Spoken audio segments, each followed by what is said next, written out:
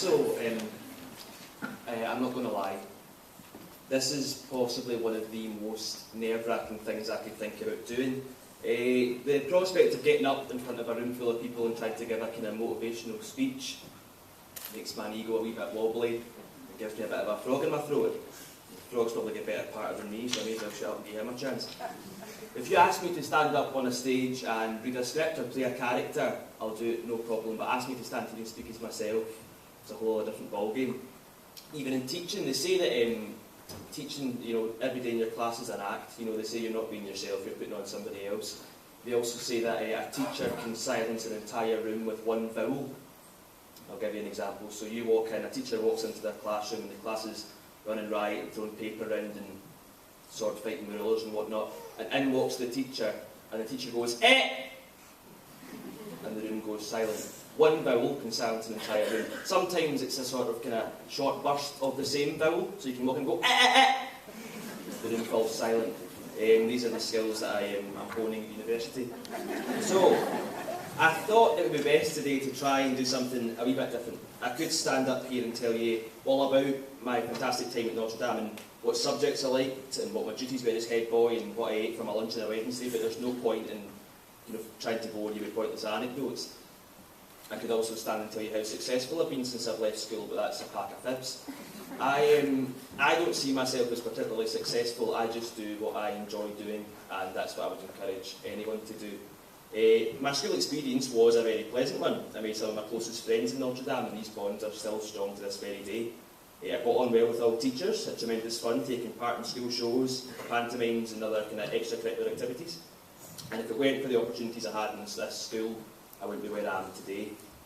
However, I am hardly the greatest success story that Notre Dame's ever heard of. So I left school and went to Glasgow University in 2012, September 2012. I then left Glasgow University in November 2012. I was studying English Literature and Theatre Studies. It just wasn't for me. I found out straight away that it wasn't for me. There's no harm in that, I would say to anyone. A lot of young people think that they have to know exactly what they want to do when they leave school. I know what I want to be when I grow up. I didn't really, so I went and tried something out. It wasn't for me. That's fine, in my opinion. I then started working in Blockbuster, which since shut down. I might add, not the luckiest of people. Also taught drama at various different youth theatres from Greenock down to Largs, and continued to perform in different shows and musicals and pantomimes, etc. myself. And that's where I found my calling, if you'd like. Through working with the children in a kind of performance-based setting, I decided that's what I wanted to do, was to work with children. And so now, I've just finished my first year of primary teaching at Glasgow University. I still work at those various different youth theatres, and I still perform in those various different shows and musicals myself. It just goes to show, it doesn't matter if you don't know what you want to be when you grow up right now. Okay, I have wanted to be every profession under the sun. I've wanted to be an actor, an astronaut, a magician, a musician, a deep sea diver and a dentist. I've wanted to do it all. But this is enough about me, because I'm pretty boring. What I want to focus on is you, the young people who are sitting here in front of me today. So, being part of a primary teacher is obviously reading children's books and studying those different books yourself. So children's literature and storybooks is quite an important part of what I do. And being a bit of a bookworm myself, I would encourage anyone to take up reading from age 4 to 104. Keep it up, it's a fantastic hobby. Children's books have some of the most motivational quotes and sayings that you'll ever find. You might think I'm a bit daft saying that. But I've compiled a small list of some of my favourites, and some which are very appropriate to the sort of thing that I'm talking about today. So first up, I've chosen 2 quotes from somebody I consider to be one of my heroes and one of the best children's authors of the 20th century, and that's Roald Dahl. So the first quote is, "Above all, watch with glittering eyes the whole world around you, because the greatest secrets are always hidden in the most unlikely places. Those who don't believe in magic will never find it." Okay? And this one, my personal favourite. "A person who has good thoughts cannot ever be ugly. You can have a wonky nose and a crooked mouth and a double chin and sticky out teeth, but if you have good thoughts, they will shine out of your face like sunbeams and you will always look lovely." It's nice, isn't it? There's no question, I think he was one of the greatest children's authors of the 20th century. Next up is a small, just one line but a very thought-provoking quote from Scotland's own J.M. Barrie, who wrote Peter Pan. This is from Peter Pan. "The moment you doubt whether you can fly, you cease forever being able to do it." Have a wee think about that one. And another Scottish author, J.K. Rowling, this is from her best-selling Harry Potter series. "It does not do to dwell on dreams and forget to live." And lastly, a small excerpt from a book by the great poet and children's author Dr. Seuss, another one of my favourites. "You have brains in your head, you have feet in your shoes. You can steer yourself in any direction you choose. Kids, you'll move mountains. Today's your day. Your mountain is waiting, so get on your way." It's a nice inspirational one there. It might sound a bit silly to some people, but I find them very cleverly written and quite heartfelt in places. So another calling of mine, as you would say, is, as we said, writing and performing. I can definitely say that these authors inspired me to take up writing myself, and I'm in no way as talented and as skilled as any of them, but I've now written several pantomimes, plays, and have a small collection of children's stories under my belt.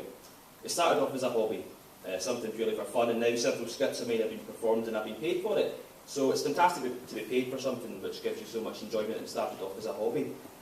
The children's stories were a different matter. As I mentioned, I do work at various different youth theatres, and the children's stories that I've written have all come from children that I've worked with's own ideas. So what I do is, through games and drama improvisation work and things like that, they come up with some very, very strong ideas, which I take away and try and knit into a wee script or a wee story using ideas of my own. So the stories have ranged from things like The Lion Who Couldn't Roar, The Octopus's Garden Party, Clara and Her Magical Toe, and most recently a friend of mine asked if I could write a bedtime story for our 4-year-old son, who's obsessed with dragons, and so I penned The Legend of Samuel Smolderpants, which is my latest one. So I thought, being a bit different and continuing on this theme of storybooks and literature, I would write you a story for today, which I wrote yesterday for you. So let's hope you find it amusing, or perhaps even a wee bit inspirational, I'd like to think. It's simply called The Princess and the Penguin. Here we go. There once was a land which was covered in snow, where the lakes had froze over and where cold winds would blow, and the snowflakes would flutter and the icicles glisten. But there's a story to be told now, so get ready to listen. A penguin lived here in his small penguin home, and Percy was the name by which he was known. But Percy the penguin just wasn't content to live his penguiny life just the way he was meant to. You see, our pal Percy, he wanted to fly. He wanted to see things from up in the sky. Though he flapped and he jumped and he bounced up and down, his poor little body could not leave the ground. He envied the seagulls who could fly so high, but he knew that he never would, and that made him sigh. Because penguins can't fly, that's not how they're designed. But his thoughts about flying would not leave his mind. Every morning he'd wake up, think today was the day that he'd swoop and he'd soar and he'd fly far away. He'd try and he'd try, and this went on for weeks, till one day he gave up, with frozen tears on his cheeks.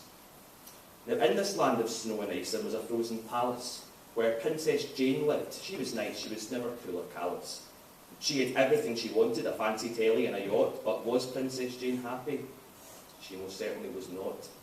She was very rich and all her money you couldn't measure, but all the fancy toys and gadgets brought Princess Jane no pleasure. She wanted to help others and make other people smile, and so one day she left her palace to go walking for a while. She bumped into her pal Percy, whose face was looking glum. She said, "Why do you look so sad, my little penguin chum?" And poor Percy told her of his dreams. He explained them nice and clear, and though he tried to stop himself, he shed a penguin tear. Princess Jane felt sorry for him. She wanted to help if she could. If all of a sudden she had an idea which, in her opinion, was very good. "I have a suggestion of what we could try to help your dreams come true and to help you to fly." Percy flapped his wings and shouted, "Hooray! I might get to fly on this very day." The princess told him of the many things she had at her palace and of something with wings. "I have a contraption," said nice Princess Jane. "We humans call it an aeroplane. It helps men to swoop and to glide through the sky, and I'm pretty sure it could help you to fly." Percy was shocked. His jaw hit the floor. "Please show me this machine which can help me to soar." So the princess took Percy back to her home and showed him the aeroplane in which she had flown. There were motors, an engine and 2 wooden wings, balloons and a weight that was held on by strings. Percy the penguin thought he was dreaming. He climbed on board with happy tears streaming down his penguin cheeks and face. He said, "This aeroplane really is ace." And Percy was privileged, as he was allowed to steer the aeroplane way up to the clouds. From up in the air, things looked tiny, like toys. The buildings, the animals, the wee girls and boys. Percy felt wonderful. His mouth was open wide. "I'm flying! I'm flying! I am flying!" he cried. They flew over the palace and over the town, and the weights of the strings helped them safely back down. Now, all the penguins in the land queue up to try out the plane. The plane is flown by Percy himself, or sometimes by Princess Jane. And Princess Jane is happy now. She's no longer bored with her money or toys. She's brought happiness to others, and that itself brings endless joy. The penguins all say, "We are very impressed. Now penguins can fly, who would ever have guessed? Thanks to the help of nice Princess Jane, we have the world's first penguin aeroplane." So when you're feeling fed up, or you feel something's wrong and you're wanting to learn but it's taking too long, remember Percy the penguin, who dreamed about flying, because you can do anything if you never stop trying.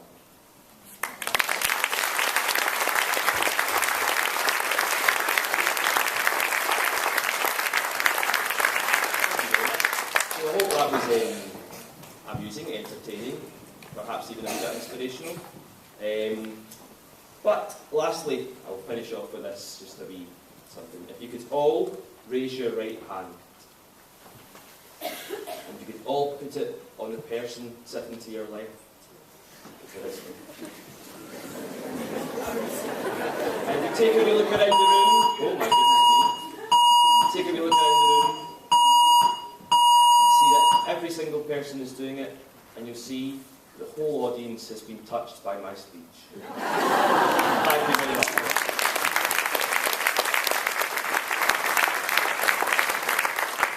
So good afternoon to everyone here today, boys and girls, parents, teachers, reverend fathers, and everyone else that's here to support our pupils today.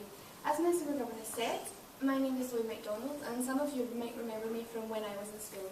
And you might know some of my family too. As Mr. McGovern said, Anthony has just finished his role as head boy, and Nicholas is sitting up the back up there, the big red face. I was a pupil here from 2006 until 2012, and during my time here I achieved quite highly in a number of subjects, and I was involved in a lot of extracurricular activities. And today I'm here to talk to you about my experience in secondary school, and hopefully inspire you to do the same. Currently I live in Dundee, and I've just completed my second year of medical school. Firstly, I'd like to congratulate all of you on being here today. You should be very, very proud of yourselves, because you must have performed really well over the course of the year in these subjects to be receiving these awards, and you deserve them. Hard work pays off, and I would encourage you all to keep this up next year, and hopefully you will achieve the same. So well done to you all. So when I was thinking about all of the things that I could tell you about my school experience, it made me realise how much I miss Notre Dame. And you won't realise it just now, but your time in secondary school absolutely flies by. It really does go so fast, and if you blink, it's like you'll miss it completely. It won't be long before you're all getting dressed up for your prom, and then that'll be you off and finish school forever. So really, I think it's important that you enjoy it while you can, and make the most of the opportunities available to you here to work to the best of your ability. So my school career involved a lot of moving about. I was in 3 different buildings during my time at Notre Dame. We started here in the old building with the peeling paint and the leaky ceilings, and then we went off down to Dempster Street for a couple of years before coming back to this beautiful new school for our final year. You're so lucky to have such a fantastic building. Compared to the resources that were available to us for most of our career, this is just excellent. The facilities are amazing and provide you with so much opportunity to apply your skills in anything that you want to do. You should try and make the most of what's available to you here. The library is a really great place to go and study when it's coming up to test time, and the sports halls and pitches are so much better now too, so don't take it for granted, use it well. I got involved in a lot of extracurricular activities from the minute I started in Notre Dame, and in fact, probably even before I was a pupil here. I played in the orchestra from when I was just a wee primary 6 in St Mary's, and I stayed right up until the end of 6th year. It gave me so many opportunities to perform with other pupils, and it was always great fun, even when the rehearsals got a wee bit stressful, which I'm sure some of the pupils here today might know a bit about.